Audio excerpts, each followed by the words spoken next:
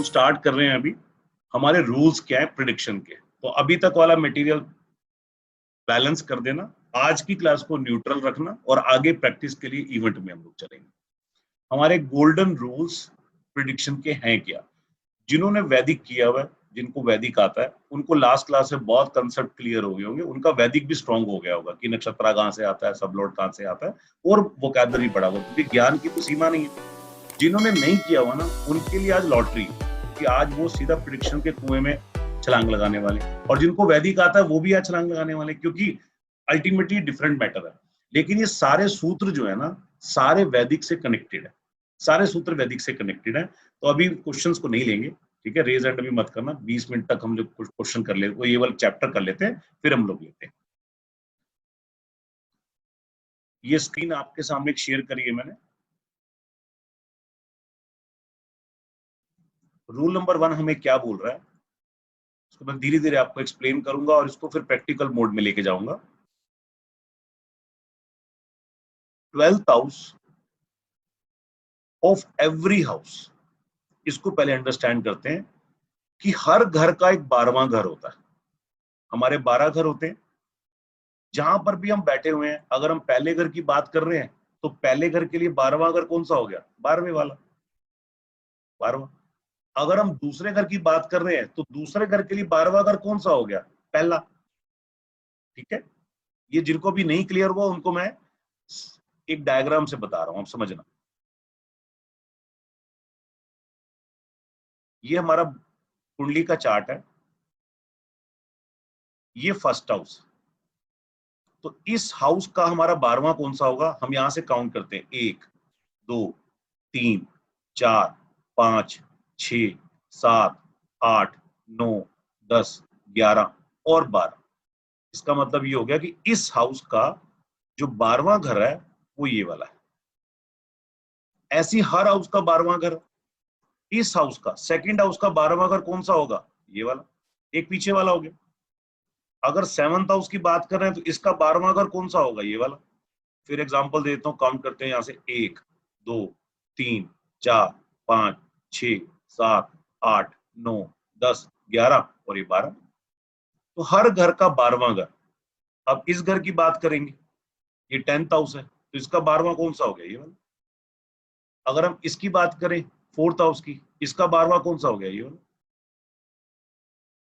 एक पहले वाला घर 12वां हो गया, और दूसरा घर कौन सा हो गया?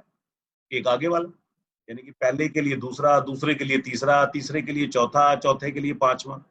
तो एक गेम देखो बड़ा अच्छा, कि पहले घर से जब दूसरे घर में जाते हैं तो पहला घर मतलब लग्न, मतलब हम, तो दूसरा हमारी फैमिली, फिर हमारे भाई बहन, फिर हमारे सुख, फिर हमारे बच्चे या एजुकेशन, और छठा घर हमारा नौकरी, 7वां घर हमारी पत्नी।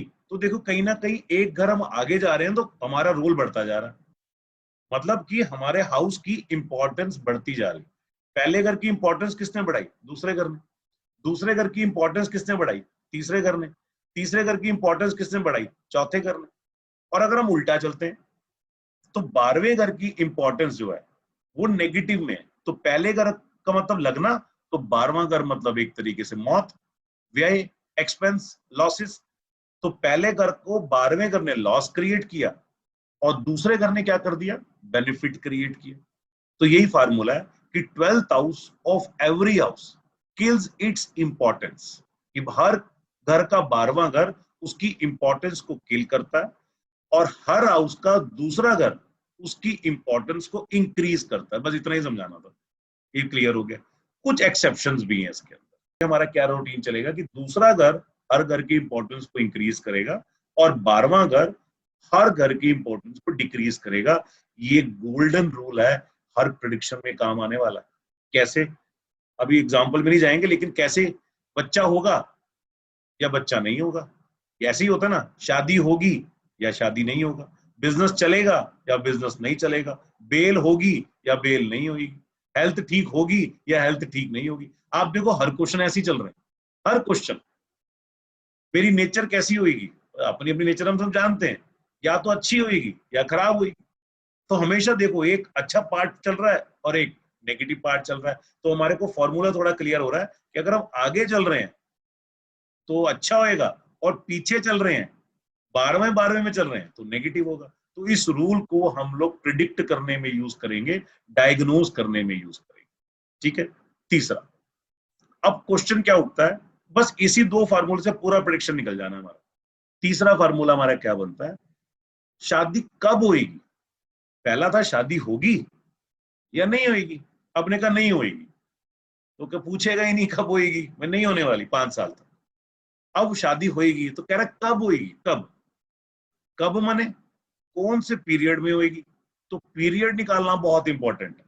अब पीरियड कैसे निकलेगा, हमने जो कल नक्षत्रा वाला टेबल किया था उसमें आपने देखा था, अगर मंगल लॉर्ड था तो फिर उसके बाद उसका हमारे पास नक्षत्र आ रहा था, फिर उसके बाद उप नक्षत्र आ रहा था। तो हमने केतु से लेके मरकरी तक आपको एक साइकिल बताया था विमशोत्री दशा का, कि पहले केतु 7 साल का आता है, फिर वीनस 20 साल का आता है। इसको हम बोलते हैं दशा। आज से हम बोलेंगे इसको डी। कई लोग इसको बोलते हैं महादशा, तो अब महादशा हम यहाँ यूज नहीं करेंगे, यहां हम क्या यूज करेंगे, डी, दशा। डी माने दशा। हालांकि महादशा और दशा इट्स इक्विवेलेंट, दोनों सेम चीज है, सिर्फ नामकरण चेंज कर दिया। महादशा के बाद हम बोलते हैं अंतरदशा। हम अंतरदशा यूज नहीं करेंगे, हम बोलेंगे बी, यानी कि डी, उसके बाद हम बोलेंगे बी। बी माने भुक्ति, डी माने दशा, बी माने भुक्ति। साउथ इंडिया में दशा भुक्ति यूज किया जाता है, और जेमिनी मेथड में भी दशा भुक्ति यूज किया जाता है। अपने यहाँ भी यूज करते हैं, तो हम डी यूज करेंगे और बी यूज करेंगे।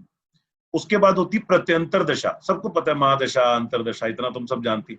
तो प्रत्यंतर हम यूज नहीं करेंगे, प्रत्यंतर को हम बोलेंगे ए, यानी कि डीबीए। आप समझ लो आज आपकी लाइफ में जो ये डीबी आया है ना, जब तक आप ज्योतिष फील्ड में रहने वाले हो ना, ये डीबी नहीं जाने वाला। और दिन में कम से कम 100 बार अब आपके मुंह से डीबीए डीबीए डीबीए डीबीए निकलने वाला। डीबीए का मतलब क्या हो गया, इसमें 3 चीजें आ गई, दशा, भुक्ति और अंतरा।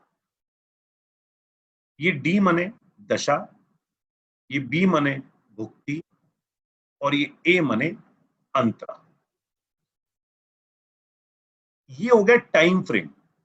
टाइम फ्रेम कैसे, कोई बच्चा कह रहा है, किसी के पेरेंट्स पूछने के लिए आए कि बच्चा हमारा 24-25 साल का हो गया जी, शादी करवानी है, जरा देख लो, नौकरी वोकरी भी लग गई है इसकी, अब आगे शादी इसकी कब हो जाएगी।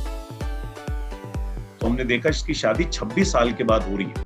26 साल के बाद दशा आ रही है या योग बन रहा है, शादी हो रही है, वो हम देखना सीखेंगे। अब 26 साल से लेके 30 साल के पीरियड में शादी हो रही है, कैसे जज करेंगे, तो 26वें साल में कौन सी दशा चल रही है ये निकालना जरूरी है। अब 26वें साल में जब वो 26.5 साल का होगा तब बहुत जबरदस्त दशा चल रही है, तो 26 साल के अंदर 26.5वें साल में कौन सी भुक्ति चल रही है और कौन सा अंतरा चल रहा है। यानी कि डीबीए का मतलब क्या हो गया, टाइम फ्रेम, कि उस टाइम फ्रेम में हमें 3 प्लैनेट मिल गए, एक डी मिल गया, एक बी मिल गया और एक ए मिल गया। अगर ये डीबीए नेगेटिव है तो इवेंट नहीं होएगा, और अगर ये डीबीए पॉजिटिव है तो ये इवेंट होएगा। तो हमारे लिए डीबीए की इंपॉर्टेंस बहुत ज्यादा बढ़ गई। और सारी प्रिडिक्शन, मतलब ये थर्ड रूल जो मैंने आपको बताया ना, ये सबसे पावरफुल रूल है। कैसे, कोई कहता है मेरे 60 साल में, जब मैं 60 इयर्स का हो जाऊंगा ना, अभी मान लो वो 20 साल का है, जब मैं 60 इयर्स का हो जाऊंगा ना, तो मेरे दादाजी ने विल कर रखी, जब ये 60 साल का होगा ना, इसको 1000 करोड़ में मिलेगा। मैं रैंडम क्वेश्चन ले रहा हूं, तो वो कह रहा है मेरे को मिलेगा या नहीं मिलेगा। तो 60 साल बाद हम जाएंगे, कैसे, सॉफ्टवेयर के थ्रू, कि 60 साल के बाद कौन सा पीरियड चल रहा होगा, तो उसका डीबीए निकालेंगे। डीबीए मतलब हो सकता है उस समय केतु की दशा चल रही हो, तो डी मने केतु, सूर्य की भुक्ति चल रही हो तो बी मने सूर्य, और चंद्रमा का अंतरा चल रहा होगा, अभी देखना बताऊंगा कैसे। तो अंतरा, तो केतु, सूर्य और चंद्रमा, अगर ये तीनों ठीक है तो ही पैसा मिलेगा, अगर ये तीनों ठीक है तो पैसा नहीं मिलेगा। तो यानी कि इवेंट कौन करवाएंगे, डीबीए करवाएंगे। तो डीबीए इज मोस्ट पावरफुल। अब थोड़ा डीबीए की कहानी बताता हूं, डीबीए है क्या। डी मने सबसे पावरफुल, ये किंग है, किंग। किंग कैसे है, डी कह रहा है मैं करोड़पति बनाऊंगा, करोड़पति बनाने का मतलब ये कामकाज बहुत अच्छा चलेगा। बी कह रहा है मैं तो नहीं बनाऊंगा, आगे में यही देखेंगे, हम सीखेंगे। अभी मान के चलिए कि अभी हम डीबीए की बात करें, हमें ये तो पता नहीं देखने कैसा। ए कह रहा है मैं भी नहीं बनाऊंगा। अभी बंदा हमारे पास आया, कहता है यार मैं बहुत स्ट्रगल में, मेरा चलता चलाया फैक्ट्री जो है ना या मॉल जो है ना वो प्रॉब्लम में। हमने देखा बी जो है इसका डेड है, ए डेड है, पर डी अच्छा। तो हमने कहा टेंशन ना ले, ये समय है थोड़ा सा 8 या 9 महीने का, ये निकल जाएगा, लेकिन लॉटरी फिर लगने वाली है तेरी, क्योंकि डी इज मोर पावरफुल। आप समझ लो डी मतलब मोदी, डी मतलब आज की डेट में अपना दिल्ली का केजरीवाल, और ए मतलब किसी भी एरिया का कोई सीट कांग्रेस या सपोज मायावती के पास है। तो ए कह रहा है मैं तो ये काम नहीं होने दूंगा, बी कह रहा है मैं भी नहीं होने दूंगा, डी कह रहा है होएगा तो मेरे, क्योंकि चलेगी तो मेरी मेरी। क्यों? क्योंकि डी पावर में, डी की चलेगी। डी ने बोला, मोदी ने क्या बोला, नोटबंदी होगी, कांग्रेस कहता है नहीं होगी, केजरीवाल कहता है नहीं होगी, होके रहेगी। परेशानियां आएंगी, स्ट्रगल होएगा, धक्के मुक्के होंगे, बड़ी दिक्कत होगी, लेकिन हो जाएगी। अब देखो, अब डी नेगेटिव, बी पॉजिटिव है, तो बहुत ध्यान से समझना, बहुत ध्यान से, और ए पॉजिटिव। अब बंदा आगे कहता है यार मैं ना 200 करोड़ रुपए का अपना कारोबार बेच के ना साउथ अफ्रीका जा रहा हूं, मेरे को ना खाने मिली है वहां, गवर्नमेंट ने अलॉट कर दिया, वहां से 25,000 करोड़ का माल है, मैं लेके आऊंगा। तो बी और ए क्या कर रहे हैं, उसको अपॉर्चुनिटी दे रहे हैं। लेकिन डी क्या कह रहा है, तेरी लंका लगने वाली है, 200 करोड़ तू कैसे इकट्ठा करेगा, ये भी बेच, ये भी बेच, ये भी बेच, वो सारा जाके कुएं में गिराया, तभी तो लॉस होएगा। जब बेचेगा ही नहीं तो कहां से लॉस होएगा। तो ऐसी दशा हमारे से काम करवा लेती है, सारा का सारा लॉस करवाने वाला। अगर डी नेगेटिव है और ये बंदा हमारे पास आता है, तो उसको कहेंगे भैया पैसा नहीं लगाना। क्यों नहीं लगाना? तू पहली 200 करोड़ से 50 करोड़ पे आने वाला है। तो हमारी सलाह मान, और इवेंट प्लानिंग टेक्निक जो मेरे द्वारा डेवलप की गई है, जो हम आगे सीखेंगे, कि 150 करोड़ रुपए का कारोबार अपने बच्चों के नाम पे कर दे, ताकि प्लैनेट की नजरों में पहली गिर जा कि मैं बर्बाद हो गया, तो बच जाएगा, नहीं तो प्लैनेट ने बर्बाद कर देना। अब शादी का एग्जांपल लेते हैं। डी कह रहा है शादी टूटेगी, बी कह रहा है शादी नहीं टूटेगी, ए कह रहा है शादी नहीं टूटेगी। तो शादी तो टूटेगी, लेकिन पर्टिकुलर अभी कोई मामा चाचा बीच में आके सुलह करा देगा, जिससे 6-7 महीने और खिंच जाएगा मामा। और जैसी बी भी नेगेटिव में कन्वर्ट हो जाएगा, ए भी नेगेटिव में कन्वर्ट हो जाएगा, शादी टूट जाएगी। अब डी कह रहा है शादी नहीं टूटेगी, और बी कह रहा है शादी टूटेगी, और ए कह रहा है शादी टूटेगी, तो नहीं टूटने वाली। क्यों? बी और ए जो तब तक छोटी सी प्रॉब्लम चल रही है तब तक नहीं पड़ जाएगा, और शादी नहीं टूटेगी। तो मोर ओवर हमारा फंडामेंटल क्या हो गया, उसको और समझते हैं एक बार। किसी बंदे ने बहुत बढ़िया गाड़ी बनाई, मर्सिडीज गाड़ी बनाई, और उसने इंजन लगाया उसके अंदर कि मेरी गाड़ी ना 1000 किलोमीटर की रफ्तार से चलती। तो अब वो गाड़ी को चलाना चाहता है 1000 किलोमीटर, चलाएगा कहां पे? सड़क पे। तो सड़क होगी डी, सड़क माने डी। उसने गाड़ी तो बना ली 1000 किलोमीटर की चलने वाली, सड़क ही नहीं। गांव के उबड़ खुबड़ रास्ते चला लो 1000 किलोमीटर की स्पीड से, तो 60 पे ही चलेगी, वो भी टक टक टक करके चलेगी। तो इसका मतलब डी अच्छा था, डी खराब था, फल नहीं मिला। अब किसी ने सड़क बना रखी है बड़ी जबरदस्त, तो डी बहुत अच्छा, लेकिन उसकी भुक्ति खराब है, उसके पास 1000 की स्पीड से चलने वाली गाड़ी नहीं है। कौन सी गाड़ी है? मारुति है, जो मैक्सिमम मैक्सिमम 120 पे यूं यूं करती है, उन्हें सबने चलाई हुई है अपने जमाने में। लेकिन फिर भी खाली सड़क पे वो 120 पे चला लेगा, क्योंकि सड़क बहुत अच्छी है ना। तो मतलब डी अच्छा होगा और बी कमजोर होगा, तो भी काम चल जाएगा। अब ए क्या है? अब मारुति इतनी तेज चलाई कि बेचारे का पेट्रोल ही खत्म हो गया, तो जब पेट्रोल खत्म होने वाला था वहीं पर पेट्रोल पंप नजर आ गया, तो ए ने सपोर्ट कर दिया, तो और आगे धक्का लग जाएगा। और अगर ए खराब होता तो उसको 2 किलोमीटर तक धक्के मार के गाड़ी ले जानी पड़ती। क्यों?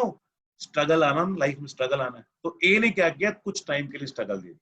अगर डी बहुत खराब है तो बड़ा स्ट्रगल, बी खराब है तो थोड़ा सा स्ट्रगल, और ए खराब है तो छोटा सा स्ट्रगल। तो ए से डरने का नहीं है, वो निकल जाएगा। लेकिन बी बड़ा है और ए तो बहुत ही बड़ा है, डी तो बहुत ही बड़ा है। क्योंकि डी क्यों बड़ा है? हमने देखा था कि तू 7 साल के लिए आता है, तो 7 ईयर्स के लिए, वीनस 20 ईयर्स के लिए आता है। तो आमतौर पे ट्रेडिशनल एस्ट्रोलॉजर क्या बोलते हैं, अरे तेरी तो शुक्र की दशा आने वाली, शुक्र तो लग्जरी का कारक है। अगर शुक्र बैंड बजाने वाला है ना, तो ये 20 साल तक बैंड बजा देगा, कुछ लग्जरी नहीं देने वाला, लग्जरी ले जाएगा सारी की सारी। क्यों? नक्षत्र और उपनक्षत्र का गेम सारा का सारा वीनस पे इंडिकेट हुए। तो मेरे ख्याल से डीबीए बड़ा अच्छी तरीके से क्लियर होगा कि डीबीए होता क्या है। अब डीबीए देखते हैं, पहले हम डीबीए चेक करते हैं कि डीबीए चेक करते हैं कैसे। देखो ये अभी हमने करंट खोला तो इसकी सैटर्न की दशा चल रही है। अभी आपको एस्ट्रो सेज में भी बताऊंगा ये कैसे चलती है। यहां पर इसकी दशा चल रही है सैटर्न की। ये कितने साल चलती है? सैटर्न की दशा 19 साल चलती है। तो देखो यहां पर, यहां इस बच्चे की दशा स्टार्ट हुई 25 जनवरी 2016 से, और कब तक चलने वाली है? 25 जनवरी 2035 तक। अगर हम काउंट करेंगे तो ऑलमोस्ट हमारे पास 19 ईयर्स आ जाएंगे। अब ये 19 साल तक शनि की दशा चलेगी। शनि के बाद कौन सी दशा आ जाएगी? मरकरी की आ जाएगी। ये वही क्रम है जो कल मैंने आपको बताया था, वो दोबारा से बता रहा हूं।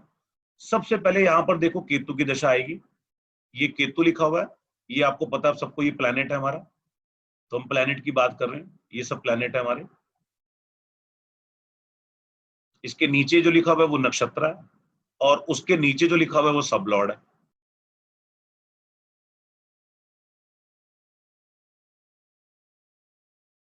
हमारी केतु की दशा आएगी 7 ईयर्स के लिए। हमारी वीनस की दशा आएगी 20 ईयर्स के लिए। हमारी सन की दशा आएगी 6 ईयर्स के लिए।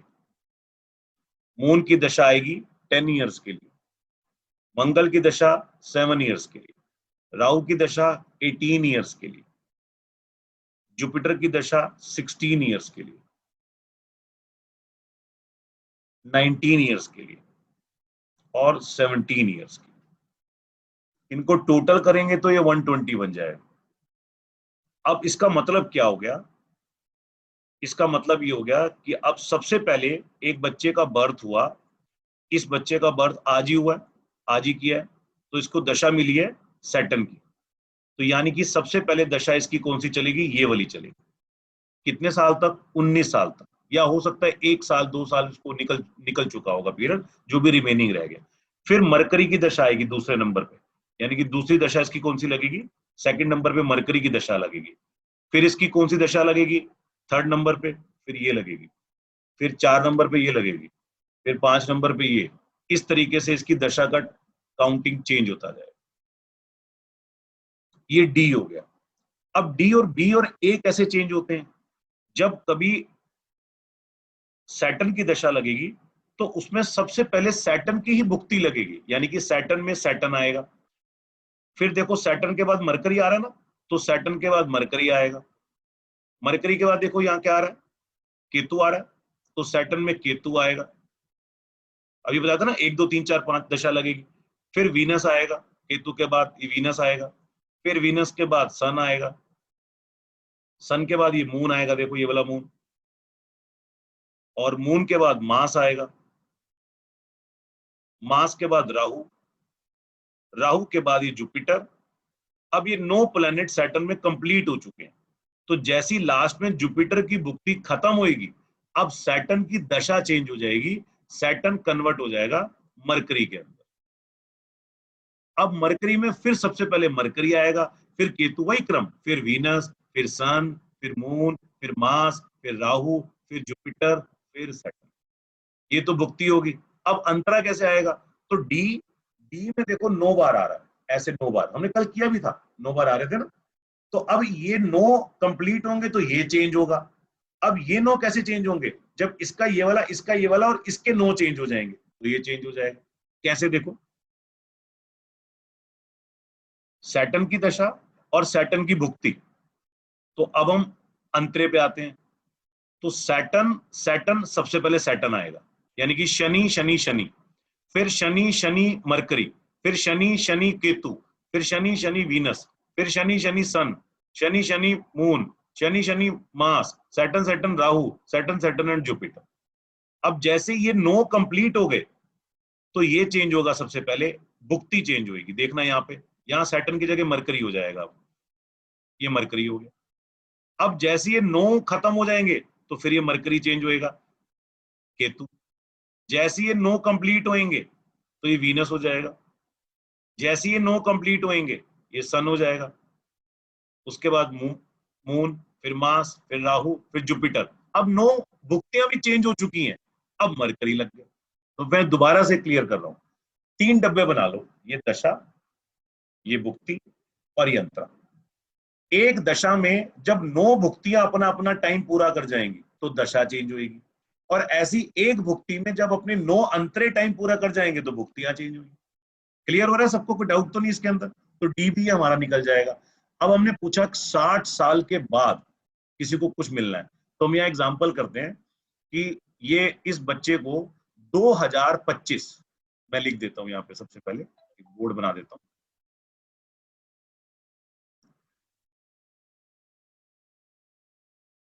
इस बच्चे को 2025 में जुलाई में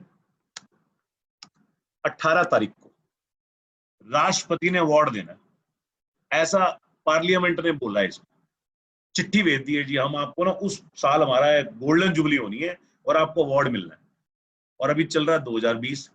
तो ये बंदा कह रहा है जी सब कुछ बढ़िया हो जाएगा, राष्ट्रपति जी अवार्ड देने हैं, आज से इसको चिंता है। तो कैसे बताएंगे हम? तो हम जुलाई की 2025 में 18 तारीख में देखेंगे डीवीए क्या है, कैसे देखेंगे, देखते हैं।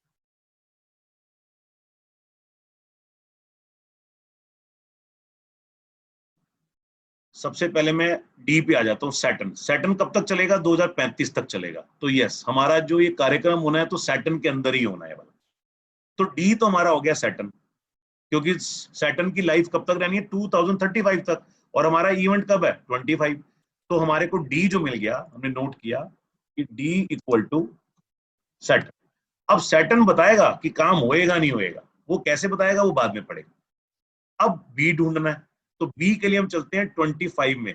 तो देखो ये यहाँ टाइमिंग लिखे हुए हैं, ये 2019 से 2021, ये 2021 से 2022, ये 2022 से 2026, हाँ ये वाला पीरियड है।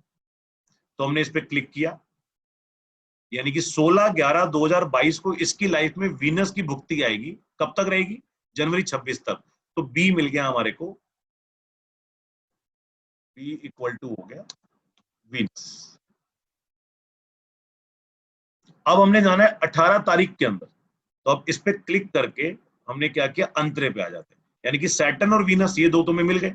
अब 18 तारीख कब आ रही है देखो, 18 तारीख 2025, 18 तारीख 2025 आएगी 18 जुलाई। ये मई 2025 में ये वाला पीरियड खत्म हो रहा है, तो इसका मतलब मई से आगे जाना है हमने। ये 29 मई से 9/11 में आ रहा है पीरियड, तो ये वाला पीरियड हो गया। मैं इसको हाईलाइट भी कर देता हूं, ये वाला पीरियड 29 मई से, तो ए हमारा क्या हो गया? ए हमारा हो गया मरकरी, ये वाला mercury, A equal to mercury. आधा काम तो अब हमने कर दिया। अब यानी कि आंसर किसने देना है? आंसर देना है सैटर्न, वीनस और मरकरी, और कुछ देखने की जरूरत ही नहीं है। तो सीधा अब हम कहां जाएंगे? अब हम देखेंगे इस सैटर्न को, इस वीनस को और इस मरकरी को, और अपना रिजल्ट बता देंगे कि भैया तेरे को परेशानी आएगी नहीं आएगी, तो बीमार तो नहीं पड़ जाएगा तब क्या, वट एवर रीजन। अब आंसर क्या आएगा ये मैंने अभी देखना नहीं बताया आपको, कैसे देखना है अभी वो प्रोसेस बताया कि अभी हमें पीरियड पता लग गया। तो सैटर्न, वीनस और मरकरी, और ये नीचे जो डब्बे बने हुए नंबर लिखे हुए हैं, अब इनके बारे में आप बहुत अच्छी तरीके से जानते हो, ये क्या लिखे हुए हैं, 6, 7, 12 और ये वो फलान ढिमकाना। छोटा सा एग्जाम्पल देते हैं, छोटा सा एग्जाम्पल। कैसे अवार्ड मिलता, कैसे अवार्ड, अवार्ड कौन देता है? अवार्ड होता है, अवार्ड जो होता है, अवार्ड मिलता है बृहस्पति और वीनस, अवार्ड रिकॉग्निशन। और जीत कैसे होती है? जीत होती है छठे घर से, बताया था ना, कंपटीशन। ये वो कह रहा है अवार्ड मिल रहा है। अब अवार्ड मिलेगा तो क्या बनेगा? मान सम्मान बढ़ेगा ना, मान सम्मान। इतने राष्ट्रपति के सामने अवार्ड मिल रहा है, बंदा सेल्फी लेगा, कहां लगाएगा? फेसबुक पे लगाएगा, वायरल करेगा। तो स्टेटस मतलब 10 और गेन मतलब 11।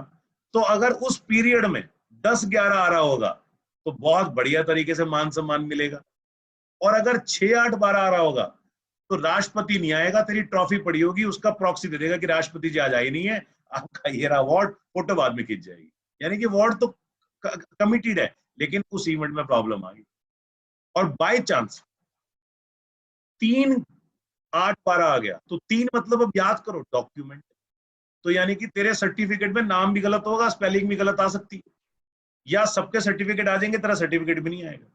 तो आपने हाउसेस जोड़ दिए सारे के सारे, जो हमने पूरा पढ़ा था हाउसेस के एट्रीब्यूट, कि उस समय आंसर क्या निकलेगा। तो अभी हमने क्या निकालना है, डीबीए। मैं डीबीए का और एक एग्जांपल करवा रहा हूं ताकि बिल्कुल, वैसे टफ नहीं है, और जिसको थोड़ा आधा आया होगा टेंशन ना लेना, आगे रोज ही डीबीए करना है, रोज ही डीबीए करना है। अभी मैं जो आपको करा रहा हूँ डीबीए एस्ट्रोसेज में कैसे निकालना है, तो आपको ये आइडिया लग जाएगा। तो अभी सब लोग एस्ट्रोसेज खोल लो, एस्ट्रोसेज कर लो, और ट्रस्ट करना, मैं समझा के ऐसा भेजूंगा टेंशन नहीं आने वाली, सबको डीबीए क्लियर हो जाएगा। अब आपने क्या करना है, नई कुंडली बना लो, जैसे जैसे मैं स्टेप बोलूंगा उसी को फॉलो करना, आगे मत चलना। नई कुंडली का नाम लिखो, न्यू कुंडली में टेस्ट, जो बोल रहा हूं वही, क्योंकि सबके फिर पीरियडों में डिफरेंट आ जाएगा।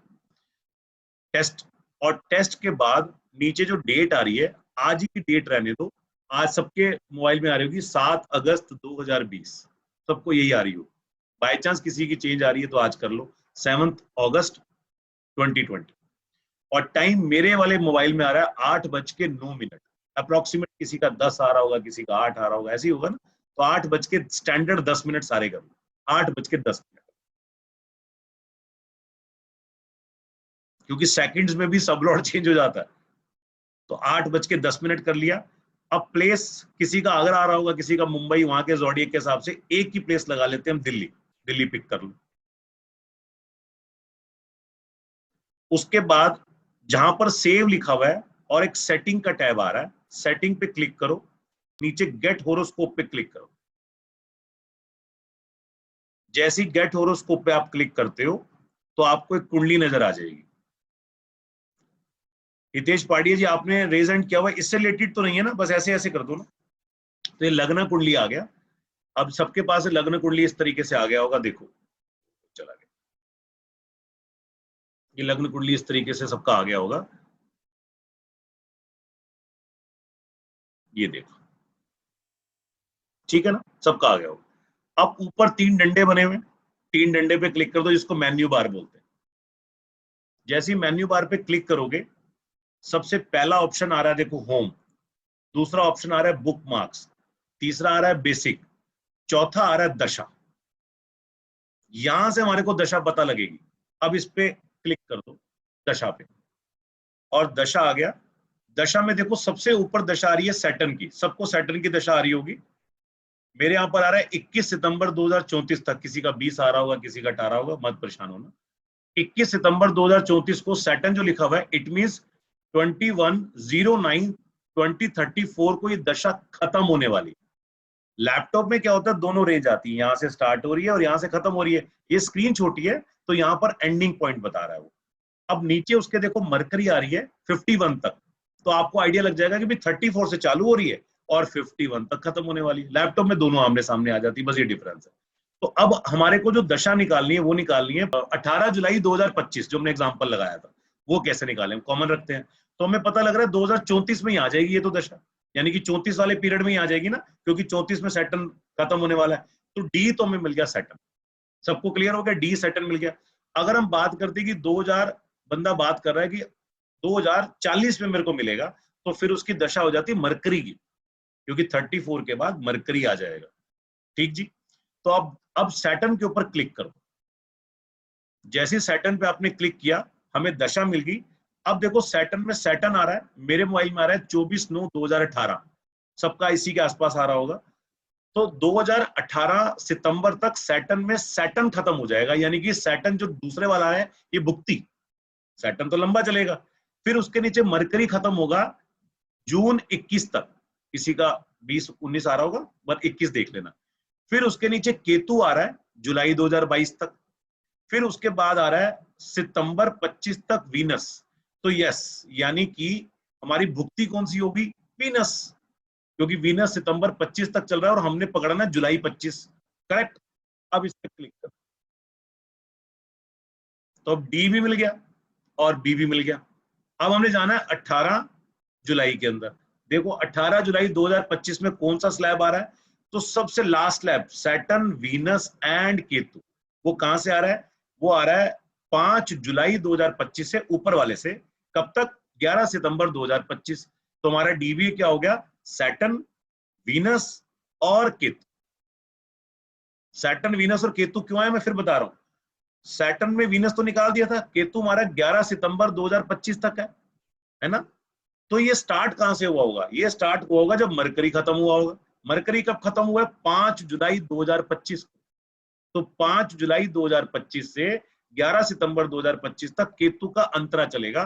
तो डीबीए का मतलब हो गया सैटर्न, वीनस और केतु। तो अब इन्हीं तीनों को देख के हम आंसर दे देंगे कि तेरा काम होएगा या नहीं होएगा। ठीक है जी। सिर्फ इससे रिलेटेड अगर किसी को दिक्कत है डीबीए निकालने में तो पूछना, क्योंकि अगला जो फॉर्मूला आ रहा है ना वो बहुत इंपॉर्टेंट है। मैं चाह रहा हूं पहले वो एक्सप्लेन कर दूंगा आपको मैं। है किसी का डीबीए निकालना? सबको आ गया? डीबीए निकालने में तो कोई टेंशन नहीं है ना, क्योंकि एक दो रेज हैंड है इसलिए मैं पूछ रहा हूँ, कोई रह ना जाए हम लोग। देखो डीबीए हमारे पास आ गया, सबको निकालना। अब हमें देखना है कि डी अच्छा है या बुरा है, कि डी अच्छा है या बुरा है, तभी आंसर निकलेगा। अगर डी खराब होगा तो इवेंट नहीं होने वाला, बी खराब होगा तो इवेंट नहीं होने वाला, ए खराब होगा तो इवेंट नहीं होने वाला, और तीनों अगर अच्छे मिल गए तो जबरदस्त इवेंट होने वाला। तो बंदा कहता है कि मैं हेलीकॉप्टर ले पाऊंगा, ऐसे भी लोग आते हैं। तो डी बी ये तीनों सुपर होंगे, हाँ भैया हेलीकॉप्टर लोगे। अब हेलीकॉप्टर वो एस्टन मार्टिन को बोल रहा है, मर्सिडीज को बोल रहा है, भगवान जाने। सेंट्रो चलाता है तो हेलीकॉप्टर का मतलब होंडा सिटी है, वो देश काल पात्र भी लगाना पड़ेगा, लेकिन हाँ हेलीकॉप्टर आने वाला है। क्यों? क्योंकि दशा बहुत सॉलिड आने वाला है।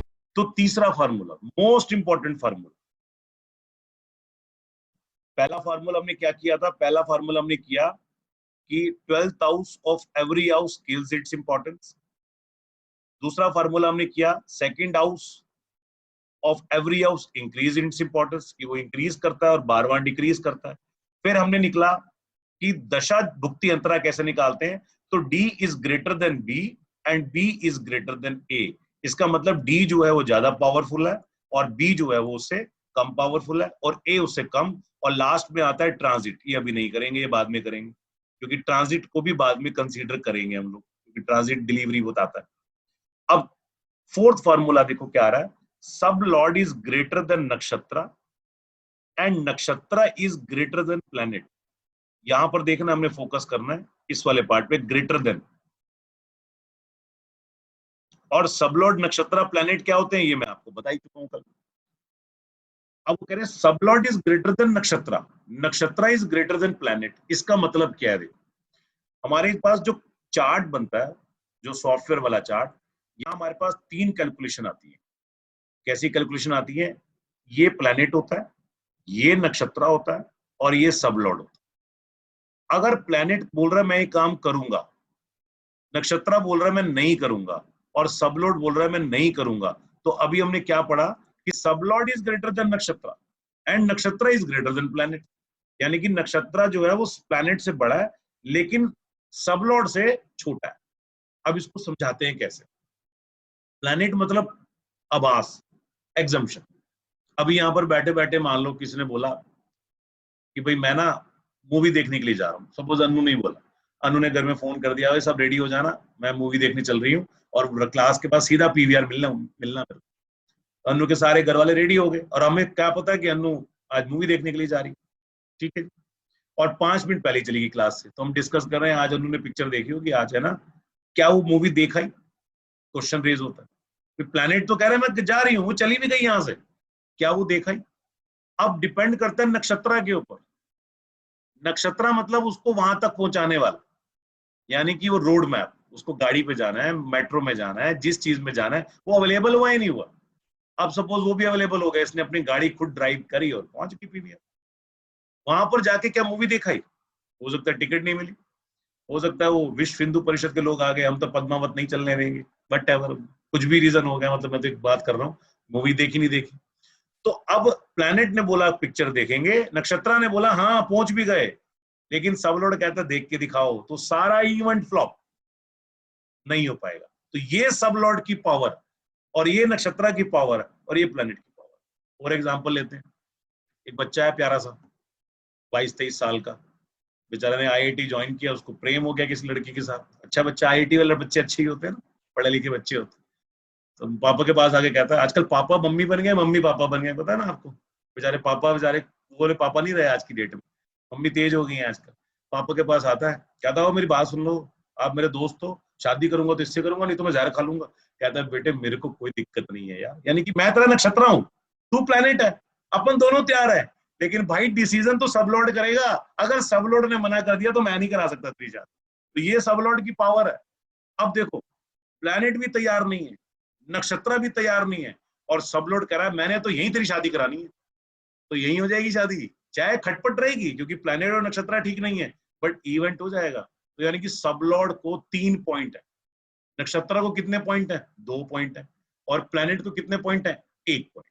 बस यही कैलकुलेट करना है हमने इवेंट को जज करने में, कि सब लॉर्ड के 3 पॉइंट, नक्षत्र के 2 पॉइंट और प्लेनेट का 1 पॉइंट। तो सब लॉर्ड इज ग्रेटर देन नक्षत्र, नक्षत्र इज ग्रेटर देन प्लेनेट। ये क्लियर हो गया। और अब स्टार्टिंग में सारे पूछे ना मेरा चंद्रमा यहाँ बैठा है, मेरा मंगल, अब क्लियर हो गया कि चंद्रमा मंगल से कुछ लेना देना नहीं है। चंद्रमा के नीचे क्या आके बैठा हुआ है, सपोज बृहस्पति, और कौन से घर को इंडिकेट कर रहा है, 11वें घर को, और उसके नीचे कौन आके बैठा हुआ है, सपोज राहु, लेकिन इंडिकेट कहां कर रहा है, 11वें घर में, तो बल्ले बल्ले। और अगर बेचारे 12वें घर में इंडिकेट कर रहे हैं तो थल्ले थल्ले, यानी कि कुछ नहीं होने वाला, डाउन हो जाएंगे। सान्या जी रुको, अभी एक बार क्लियर कर दो ठीक है तो सब लॉर्ड से क्या निकलेगा और डीबीए से क्या निकलेगा, अब इसका कनेक्शन देखो क्या है, ये कनेक्शन बहुत जरूरी है। देखो, नमस्कार दोस्तों, अगर आपका ज्योतिष, न्यूमरोलॉजी, वास्तु और किसी भी प्रकार की ऑक्कल्ट साइंस में इंटरेस्ट है और आप उसको साइंटिफिक और लॉजिकल तरीके से सीखना चाहते हैं तो हमारे नंबर पे कांटेक्ट करें और इस चैनल को सब्सक्राइब करें। बहुत सारे ज्ञानवर्धक और नॉलेजेबल वीडियो मैं आपके लिए ला रहा हूं। नमस्कार।